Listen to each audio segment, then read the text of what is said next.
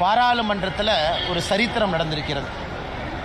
வக்ஃப் act amendment 2025 வெற்றிகரமாக இன்று அதிகாலை நேற்று நள்ளிரவில் ஆரம்பித்து ராஜ்யசபாவில் ஒரு நாள் முன்பு லோக்சபாவில் 2 இடத்திலும் கூட நல்ல மெஜாரிட்டியோடு நிறைய கட்சிகளுடைய ஆதரவோடு ஒரு ஜனநாயக முறையில் எல்லாருடைய ஒப்பீனியனை கேட்டு கிட்டத்தட்ட 1 கோடி பேர் 1 கோடி ஒப்பீனியன் இந்த வக்ஃப் ஜேபிசிக்கு மட்டுமே ஜாயின்ட் பார்லிமெண்ட்ரி கமிட்டிக்கு இந்த வக்ஃப் சட்டம் 2025 அமெண்ட்மெண்ட் சட்டத்திற்கு 1 கோடி ஒப்பீனியன் கொடுத்துருக்காங்க.